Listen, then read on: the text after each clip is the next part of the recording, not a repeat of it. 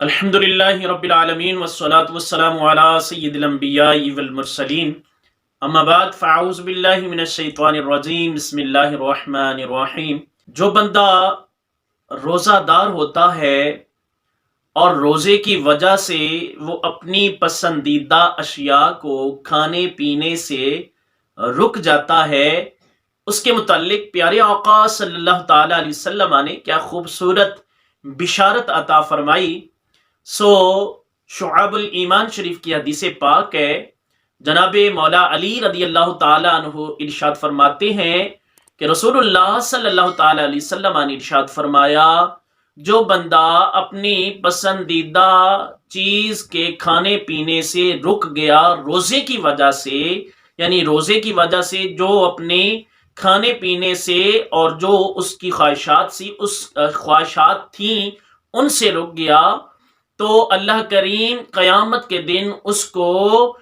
جنتی پھل اور شرابن طہورا پلائے اور کھلائے گا، یعنی جنتی پھل کھلائے گا اور شرابن طہورا اس کو پلائے گا۔ تو یہ روزے دار کو انعام دیا جائے گا جو اس نے دنیا میں اللہ کی رضا کے لیے روزہ رکھا تھا۔ اسی طرح حدیث پاک ہے، جناب ابن عباس رضی اللہ تعالی عنہما فرماتے ہیں،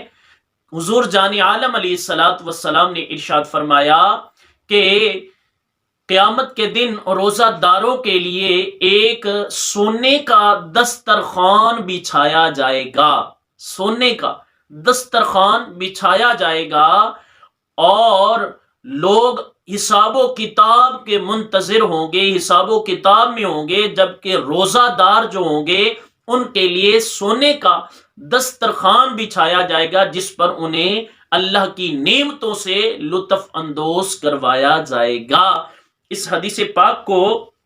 صاحب کنز العمال شریف نے بیان کیا۔ یہ دو مختصر سی حدیثیں تھیں، ہم نے سنی۔ آئیے کل ہم نے کچھ مسائل بیان کیے جن کی وجہ سے روزہ ٹوٹ جاتا ہے، تو آج ہم کچھ مسائل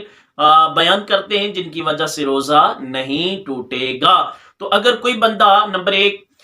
بھول کر کھا پی لے، یعنی بھول کر اس نے کھایا پیا، تو اس صورت میں اس کا روزہ نہیں جائے گا، یعنی روزہ نہیں ٹوٹے گا۔ اسی طرح سے اگر کوئی بندہ سفر میں جا رہا ہے یا ویسے ہی گھر پر موجود ہے یا کسی گرد و غبار والے مقام پر موجود ہے یا ٹریول کر رہا ہے، تو اگر دھواں یا گرد و غبار مٹی اس کے منہ میں چلی گئی، اس سے بھی روزہ نہیں جائے گا۔ یعنی دھواں، گرد و غبار اور مٹی وغیرہ جو عمومی طور پر جس سے بچنا مشکل ہوتا ہے، اور رستے میں بعض کا دھول اڑ رہی ہوتی ہے، دھواں جو ہے وہ چل رہا ہوتا ہے، تو اگر وہ بندے کے حلق میں چلا گیا تو اس سے روزہ بہرحال نہیں جائے گا۔ روزے کے دوران کسی نے غسل کیا اور اس کی ٹھنڈک اس کو اپنے جسم میں محسوس ہوئی، تو پھر اس سے بھی، یعنی پانی کی تری اس کو اپنے جسم میں محسوس ہوئی، ٹھنڈک محسوس ہوئی۔ جب ہم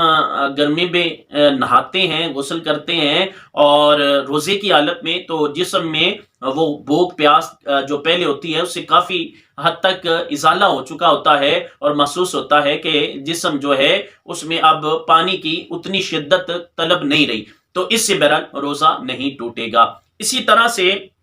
اگر کسی بندے نے کولی کی، بعض اوقات ہم کولی کرتے ہیں اور اس میں ظاہر منہ میں پانی ہوتا ہے، اس کو اچھی طرح سے پھینک دیا، لیکن کچھ تری اس پانی کی منہ میں رہ گئی جو لعاب کے ساتھ، جس کو باہر پھینکا بھی نہیں جا سکتا ہے، تو وہ تھوڑی سی تری جو ہوتی ہے بعض میں، اگر وہ لعاب میں شامل ہو گئی تو وہ اس سے روزہ نہیں جائے گا۔ تو کولی سے بچنے والی جو تری ہوتی ہے بہرحال اس سے روزہ نہیں جائے گا، یہ بھی یاد رکھیے۔ اسی طرح سے اگر کان میں پانی چلا گیا، یعنی بعض اوقات نہاتے ہوئے روزے کی حالت میں پانی چلا گیا کان میں، تو اس سے بھی بہرحال روزہ نہیں ٹوٹے گا۔ تو اسی طرح آخری مسئلہ یہ بھی سن لیجئے، اگر کوئی بندہ بھولے سے کھانا پینا کر رہا تھا، بھولے سے کھا رہا تھا یا پانی پی رہا تھا، اور پھر اچانک اس کو یاد آ گیا یا کسی نے یاد کروا دیا کہ آپ کا تو روزہ ہے، تو اسی ہی وقت اس پانی کو یا اس کھانے کو باہر پھینک دیا جو منہ میں تھا تو پھر اس سے بھی اس کا روزہ نہیں جائے گا، لیکن جان بوجھ کر اگر وہ کھانا یا پانی اپنے حلق میں انڈیل لے گا تو پھر بہرحال اس سے تو روزہ چلا جائے گا۔ تو یہ کچھ مسائل تھے جن کے جن صورتوں میں روزہ نہ ٹوٹنے کے حوالہ سے وہ ہم نے بیان کیے۔ امید کرتا ہوں آپ کو آج کا یہ میسج، آپ کا یہ ٹاپک و موضوع اچھا لگا ہوگا۔ اگر آپ کا کوئی سوال ہو روزوں کے حوالہ سے اور کسی بھی قسم سے